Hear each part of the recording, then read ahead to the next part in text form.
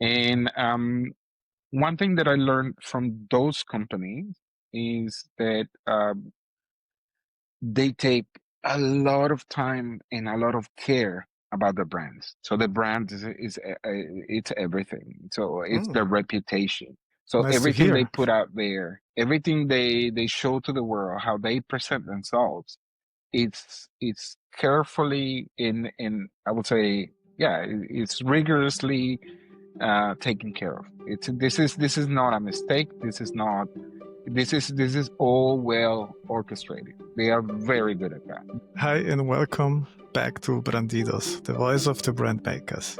Today's guest is someone who understands branding, not just as a communication, but as a living system that connects people, design, and purpose. With over 2 decades of experience, he has been seeing branding evolve from logos, taglines to ecosystems of meaning and experience.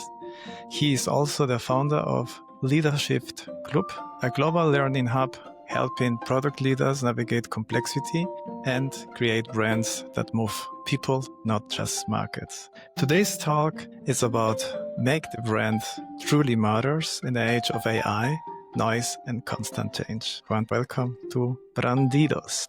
Before we start, I would like to ask a little bit about your origins. Yeah, good. I mean, I do have a very mixed background, living in many different places throughout my life. However, if you ask me, in my heart, Dominicans. This is from the Dominican Republic. This is uh, my pride.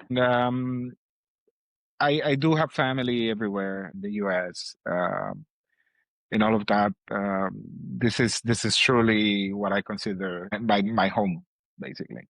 Even though I've been living in Germany for 25 years now, I have Wow. children here, which is it's incredible. But yeah, the so my mom is from Panama, my dad is from the Dominican Republic.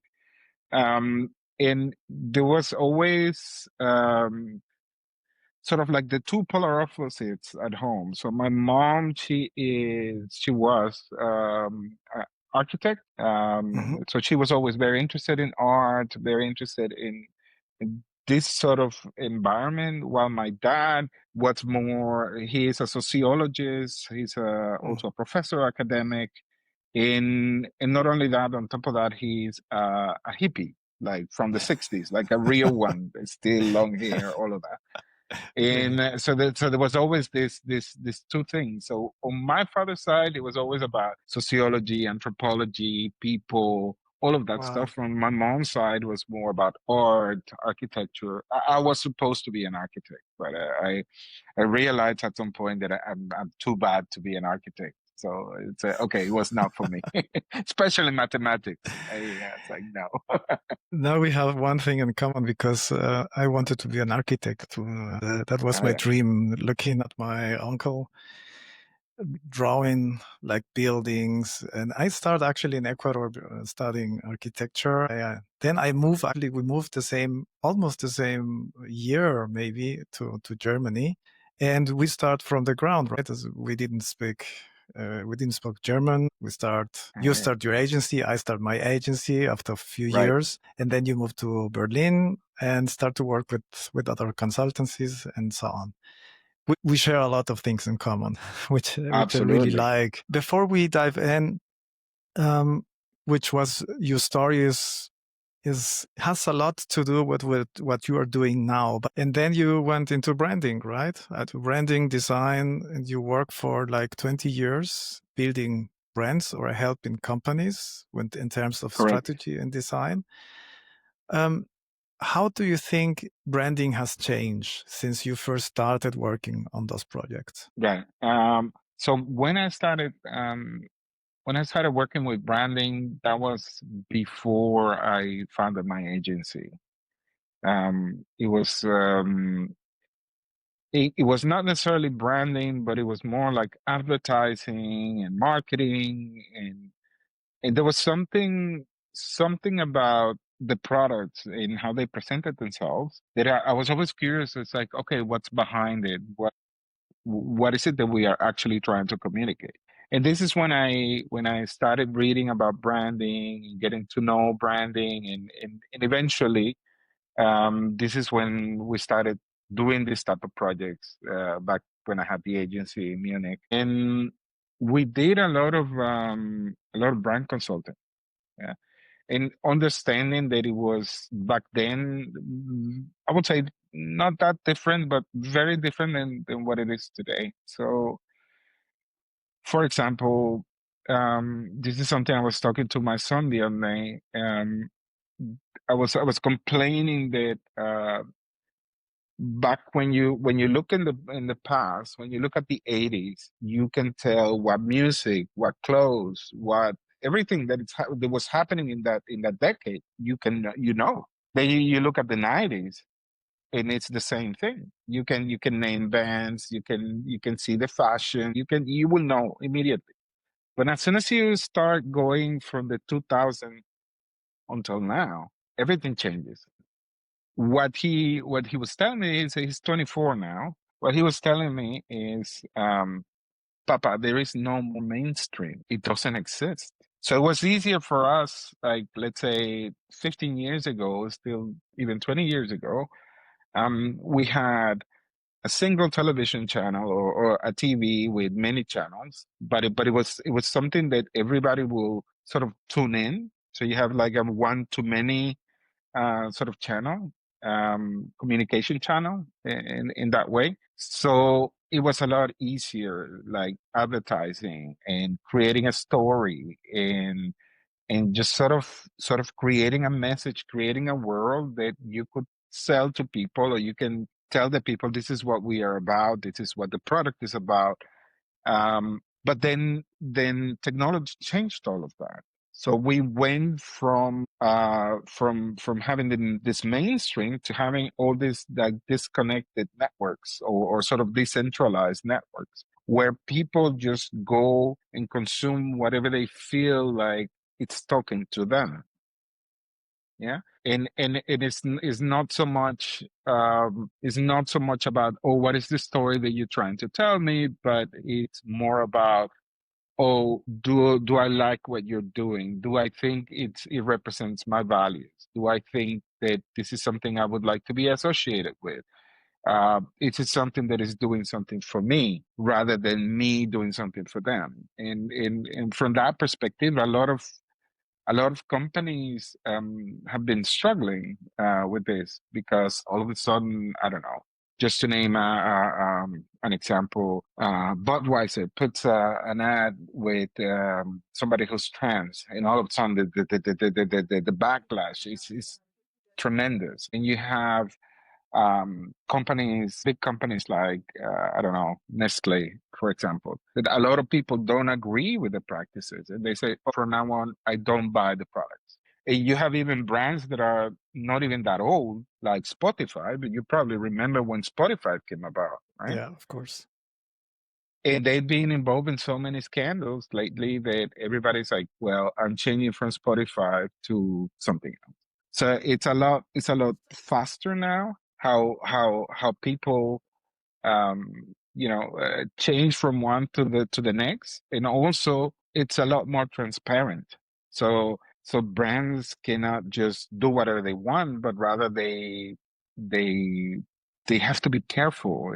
A lot of people talk about this cancel culture, and there's a little bit of truth in that, right? Mhm. That it is so easy for me to change from one service to another service just because I don't think it represents my values or I don't want to be associated with.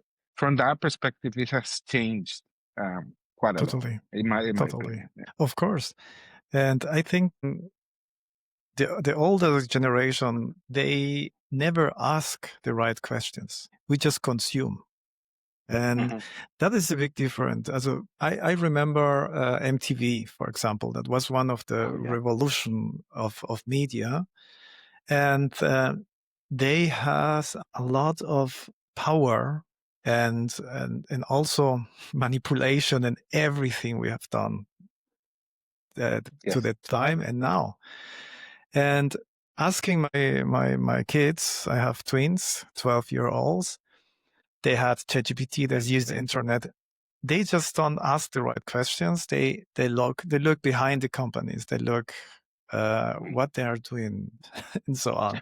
Yes. So they can be so manipulated as easy as for years ago. But one thing never changed. It's still, I think that the story matters in terms of what kind of story you're Yes. putting outside, and also what you are telling, what you are becoming with that story. And Yes. that's a really big thing right now, because everything, as you say, the cancel revolution, you can cancel everything, but you still feel something if you are a Netflix, if you change to Prime, or if you change to Apple TV, you still have an image in your mind what you're expecting. And if you're not getting, you just cancel your Mm. expectations are really high right now, because Yes. design is everywhere. So such companies, tech companies, I support and I help. I always tell design as the language of communication, as one of the language you are putting out there, kind of your values. You're expressing your values and design. Yes. And and everyone just opening a website and opening an application, you can judge automatically if it works or not. Everyone is an expert right now. Oh, Everyone yes. can open as a it's not intuitive. Okay, right. Okay, that's because it's not Apple, right? But actually, I would say, or I would argue that it also opens a lot of opportunities for people who work with branding to help Yeah, them discover what is the purpose, what are your values, what are the values for you. And the problem with that is that for old companies, they've been working with the brand for such a long time, they kind of forgot a little bit what the yeah, essence of it is.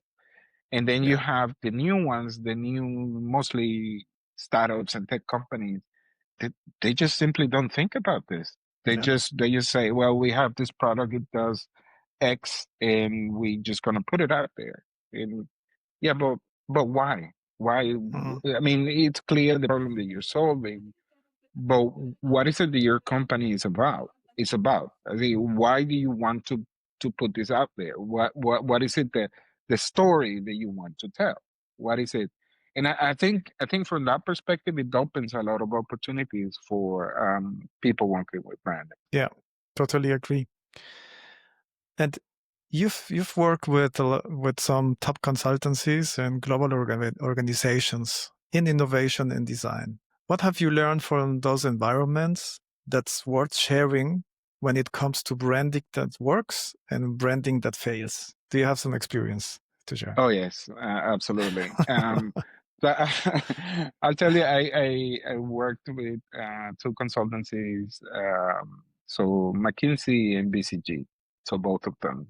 And one thing that I learned from those companies is that they take a lot of time and a lot of care about the brands. So the brand it's everything. So it's Mm, the reputation. So nice to everything they hear. put out there, everything they show to the world, how they present themselves, it's carefully in I would say, yeah, it's rigorously taken care of. It's this is not a mistake. This is all well orchestrated. They are very good at that. They not only the image they present um, externally, but also the image they present internally to their employees. So we're talking about companies that are global, that have thousands of employees, and they take care of how they present the world, how they present themselves to the world, but also how they present themselves to the employees. This is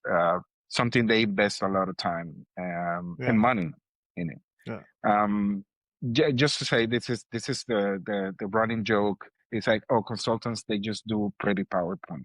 This is everybody. That's what everybody yeah, says, right? yeah, yeah, But if you think about it as well, yes, they are pretty PowerPoints. Of course they are. They are because they have departments with thousands of designers that are carefully crafting this communication tools. And if you are a big company paying a lot of money for these consultancies, you have to make sure that at least the PowerPoint looks good. You know what I mean? Yeah. It's like, Yeah. of course it looks good, but Mm. it is obviously about the content, not how it looks. But even that small detail, making sure that it is presented, it looks good. Yeah, it takes you a long way. But something that I've been, I mean, when I was at both of them, I had the chance to work in some projects that I cannot say, sadly. But but it was there was a lot of about creating brands for newly formed companies, and also trying to craft the story for those brands. Yeah, together with the people behind it. I mean, we had of course, a team coming from the consultancy, and then the client had their own team, and then putting all of them together and then working out what is the brand, what do we want to communicate, what are the values, how do we want to bring this to life. So there was a lot of that component, and yeah, the if there is something that I did learn is that when the brand was clearly communicated and crafted, the companies did a lot better. So I think it's something that you say quite a lot. Good design is good business. It is. It's absolutely is. There Yeah, is yeah, absolutely I no remember. question about it. Yes. Yeah, I always compare, if I have a talk with a CEO or a new client, I always tell them, um, beside the question what you want to be in the future or what you're becoming right now, I always ask, like, give me 3 companies which are your absolute favorite companies, and tell me a little bit about them. And in one of my workshops, that was my icebreaker. The icebreaker consists in taking the 3 brands the CEOs liked, and just the story they tell about the brands, what was exactly the same story all the times. And they took every time Apple. Every time I ask if the client is in Germany, they took BMW. And now, if I talk about autos in Germany, there is no place actually for a favorite brand. Maybe Beyond Dreams, but what I learned about all the icebreakers I had is there were always 3 brands on the triangle. It was Apple, it was Amazon, and very often Tesla. And they always tell the same story. Apple, innovation, um, a really care of user experience. Amazon, speed, and that's the story actually in one word. And after getting with all the brands, I asked them, choose your brand has to be close to one you want to be. I have a triangle, and I give it a dot or a sticker, and so I can a little bit feel what's heading, or where's the vision of him, right? And it was that was the start of our process, our method, burn position, because I want to ask easy questions, which leads actually to easy answers, and the easy answers are more easy to distill or to bring it in a sentence, which the burn position is for. I just want to know what you burn for. That's it. Oh, what I burn for, Yeah, or what they yeah. burn for. What they were for, but that's my question actually at the end of the workshops we plan and done. I ask always the CEO what you burn for, really burn for. And I can ask you right now, maybe I know a little bit I know you, but if I ask you what you burn for, what would you say? What I burn for. You know what? This is a question. No, there's no easy answer for that. Okay. But something that I'm always interested in doing is, can I actually create something that I truly believe in, that I find it to be of excellence, Okay. and change somebody's life with it for real? If I can touch somebody's life in just make it better somehow. To me, this is something Yeah. I always aspire to do, or that I'm always interested in doing for sure. Which is great, you know? Asking Simon Sinek why the golden circle, you start also with what, how, and why. And I use the framework a lot of times, and the why isn't the why. And that's why I ask always what you burn for, because it goes a little bit deeper in your heart. It's kind of a mix between all the most important brand elements, like you have the vision, you have the purpose, and you have the values. And if you answer what you burn for, is kind of a mix of all of them. And Hmm. then we can distillate of that. We can resume everything almost to one word. And that's the beauty of brand creation, or our process, that we aim and we fight always like half an hour, and we dig in and ask, but is this really what you burn for? Is it really? But I really like your approach, because I hear from your heart, you want to change lives and you want to inspire them to change lives. Hmm. So we can go to the inspiration. And that's why I think it fits pretty well to you, that inspiration is the source of your creativity. Could be, I don't know, I'm just speculating. Oh, yeah, you could say that. Yeah. The thing is that I'm naturally curious. So when I'll give you an example. When somebody asks me, "What is your favorite type of music?" I don't know. I don't really know, because I listen to everything. And Yeah, people say, yeah. "Yeah, you can't really Okay, listen to everything." okay. I heard this phrase that is super corny, but I always took it with me forever. It says, "Music is the soundtrack of your life." It's super corny. Yeah, It is, great. but it is so true. Yeah, Um, so every music that I listen to, and I listen to everything, I collect moments with the emotion, with the music, and it does sound like the soundtrack of my life. Yeah. And then I try to approach a lot of things with the same curiosity, to be, like you said, inspired, to try stuff. I often speak with a lot of engineering friends, for example. And when they start with their own rants about, I don't know, some game or something they did or some, I'm completely confused. But I'm fascinated by it yeah, as well, because yeah, I don't know anything about it. And I'm like, oh yeah, I want to know, what are they talking about?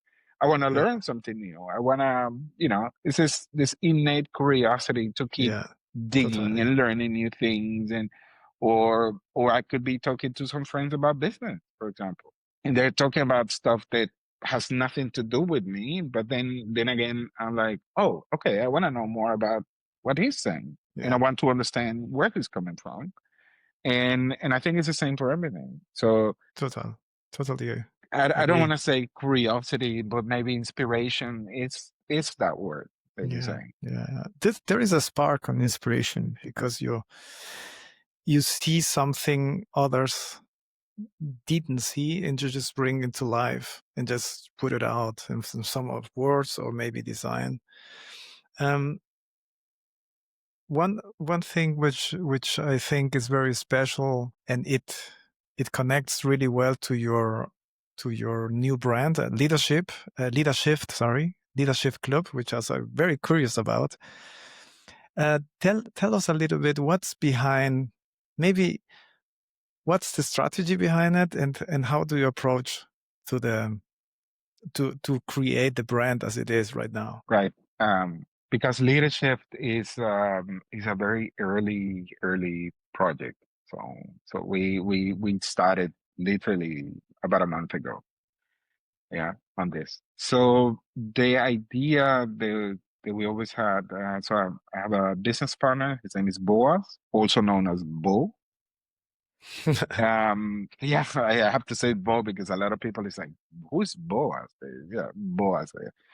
So we had a lot of talks. We've been talking about this for some time now. what we have seen is a lot of leaders, in especially in the product space, so business and tech mostly.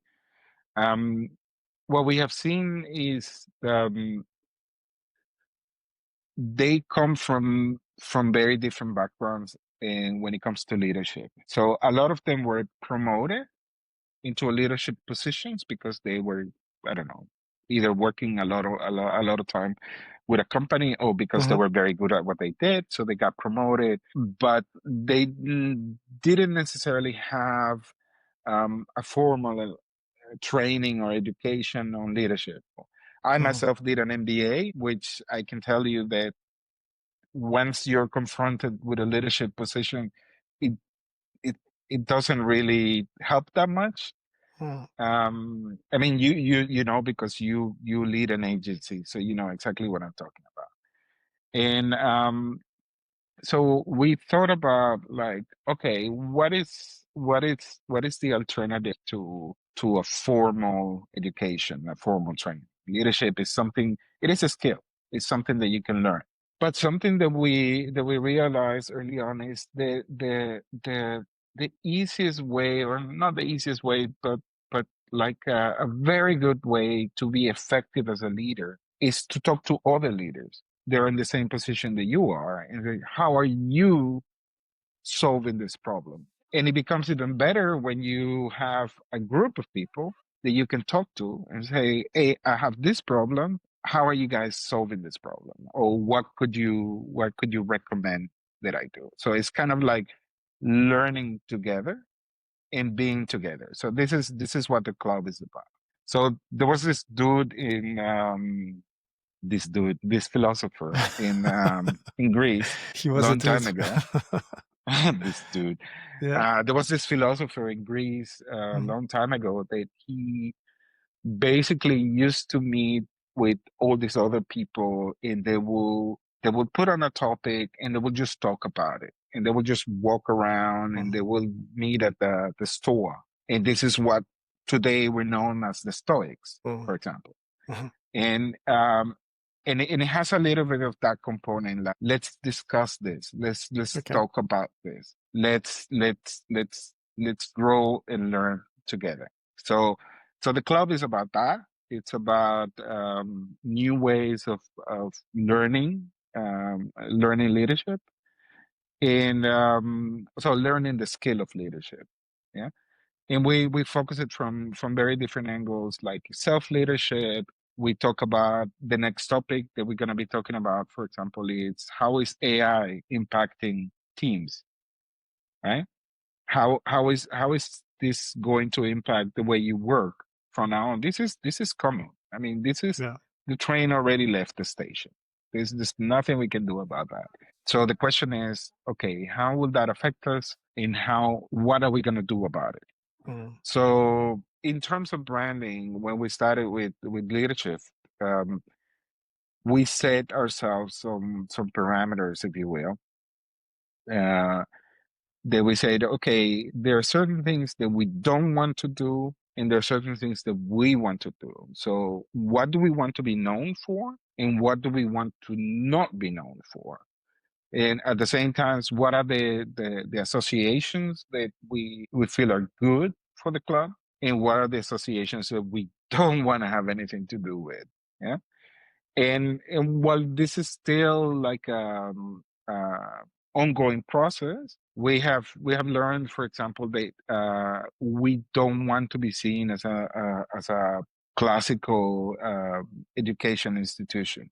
That's Mm-hmm. not what we're about, Like right? academy or something like this. Like an academy. This is not what we are, right? Um, Maybe in the future, who knows? But right now, it's definitely not that. What we want is it's definitely explore different methods, and we want to explore different formats. And just to give you an idea, we have in our events, discussion event, what we've seen is, like, you go to an event, most events, there's a lot of them in Berlin, and for sure in Munich, there's quite a lot as well. You go to an event and you have a panel of experts. The panel of experts are sitting there and they know everything there is to know about some topic. And then you go there and yeah, you agree with most of the stuff they say, but some of the stuff you think about like, wait a minute, I see this completely different. I might not agree with what they're saying. And then it's like they're talking and then they finish and then there's this part where people ask questions. Oh, can I ask a question? And what ultimately happens is that a lot of people sort of phrase the question in a way that they also give their point of view and kind of challenge the speaker and this sort of stuff. This dynamic is very common, and the people are consuming passively all this knowledge. Right? We thought about it and said, no, no, no, no, no, no. Let's turn that around. Let's turn it around. So in our discussions, there is a panel. We have There a is a panel. topic, We have right? we have a topic, we have a moderator, and we have a panel. But the panel, it's you. Mhm. Anybody at any time can get up from the audience, sit down with the panel, and talk. Okay. Anyone who's there. And then as soon as you finish, you get up, you go back to the audience. If you're in the audience, you don't speak. If you're in the panel, you're free to say whatever you want. Okay. An open And it's panel something as it is. Okay. completely different. Yeah, The great. experience is completely different. People are like, oh, wait a minute. Now I am the expert. I have something to say. I also have something to share. Yeah. And sort of this makes it, it's a very different dynamic. Yeah. And you get really, really good discussions going. In our format, we sort of separate them in small groups. It should not be a workshop because it's not a workshop. Mhm. We don't have time for workshops. It's like 2-3 hours, Yeah. but you get to know people, talk about a little bit about the topic, and then go into the discussion. And then after that, Okay. we have like networking and stuff, and which is quite well. So we're hoping that you get to make meaningful connections. So you connect not so much on a superficial level, but you can actually establish a much more meaningful connections. Hopefully, even like friendships of virtue, Yeah. as they Yeah. call them. They are not just some random person that I might have met sometime. But we really want to make sure that we have meaningful connections. Okay. And the last thing I will say on this is that we are now working on a way of really making sure that once you're part of the leadership club, you will be able to recognize all the members of the leadership club. So you will be part of something. You will have this sense of belonging. Mhm. And that we hope that it goes beyond Munich, beyond Berlin, and maybe to Munich, and maybe to the world. Who knows, right? So, Yeah. but we definitely want to make sure that you do create meaningful connections and meaningful discussions, and that you really, get the benefit from all Yeah. of that. Yeah. You know what I love about discussions is that if you recorded everything as a podcast, you can make a lot of out of it, and also analyze some topics I didn't know, for example. Yeah, and that's why I love about podcasting, because it's also a way to communicate, to get in touch with people you really like, and that's Oh yeah, actually leadership.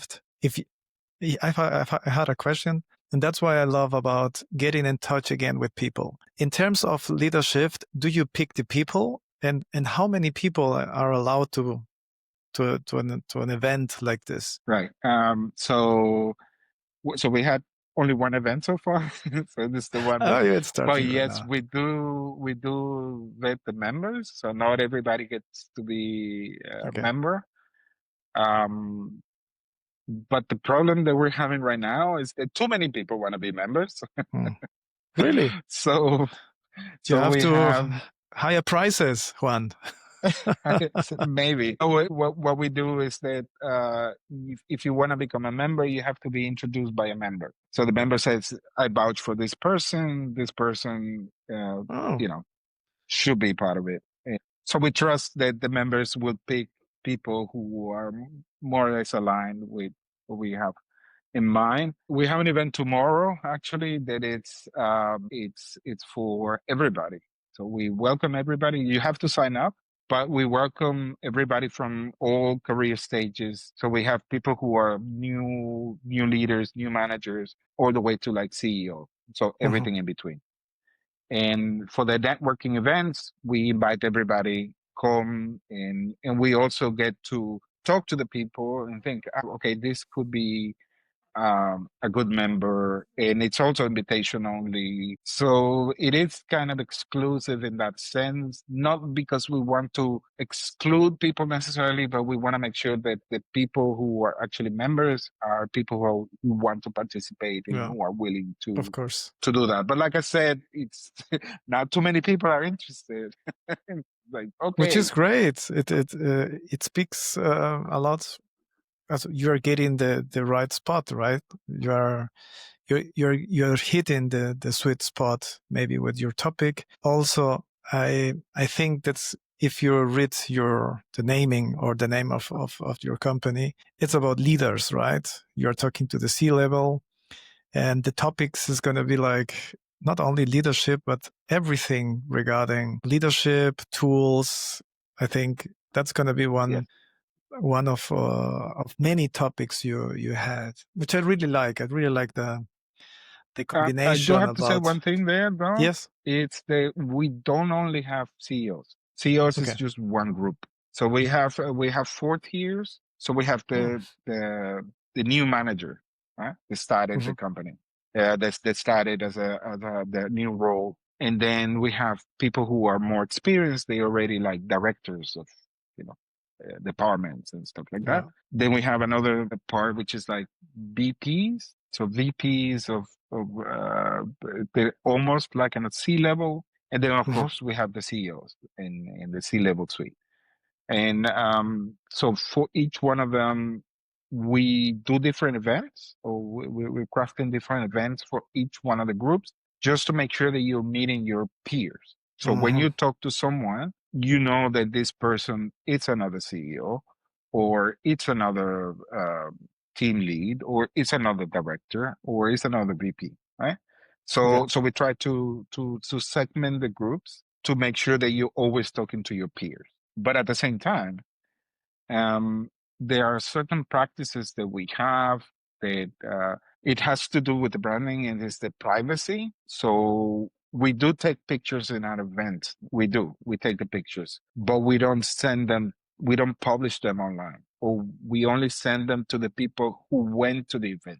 Not even to all the members. We only send them to the people who went to the event. Mm. If they want to publish them, that's up to them. But Yeah.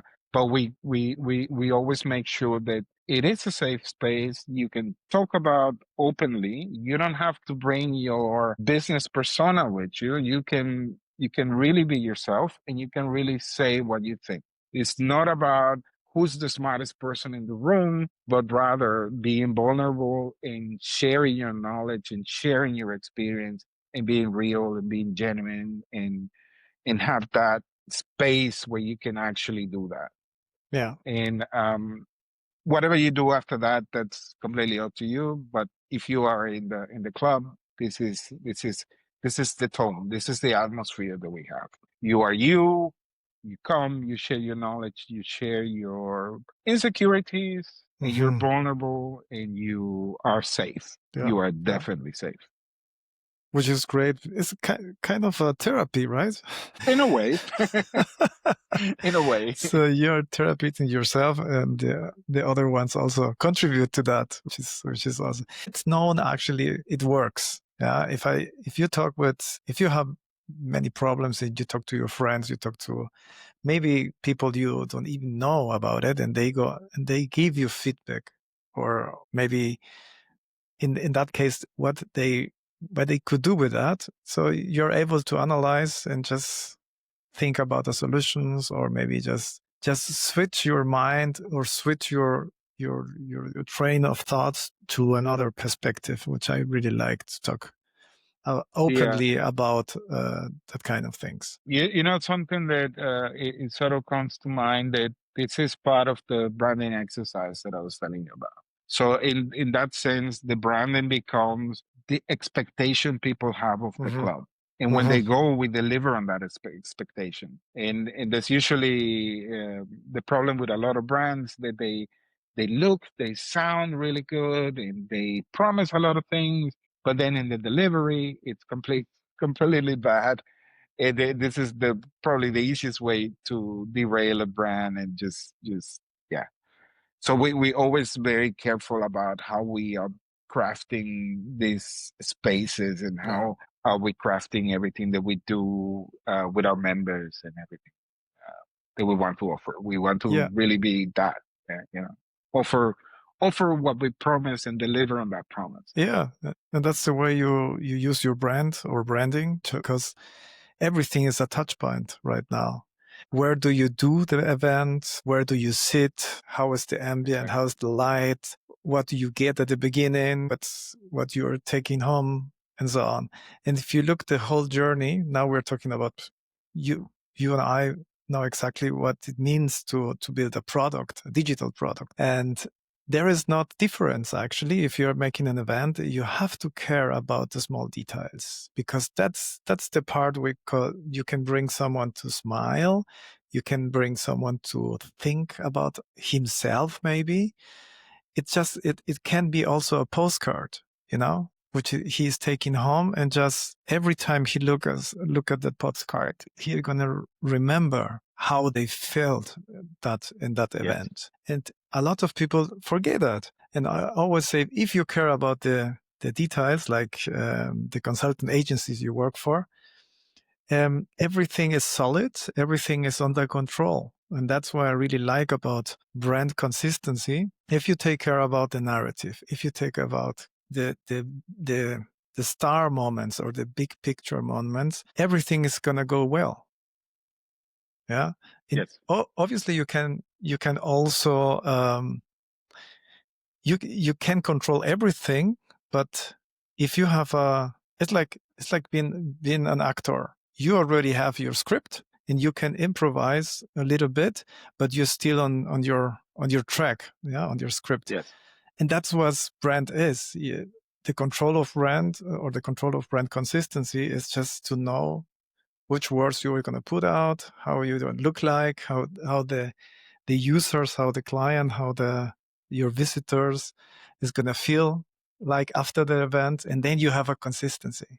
Yeah, think Yes. at the end of the day, they're going to feel something, and describe that, please, to them.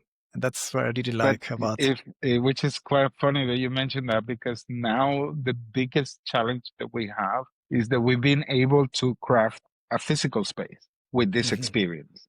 So we've Great. been able to do that, right? We have an online platform that we're going to be launching soon. And the Yeah. biggest question that we have right now, how do we translate what we have in the physical world? How do we translate that in a product, in a digital Yeah. platform? And this is something that is, That's you quite know, we're difficult. working on it at the moment, because we want to make it right. We know we know how the physical works, how the physical world works now, and how it's working for us.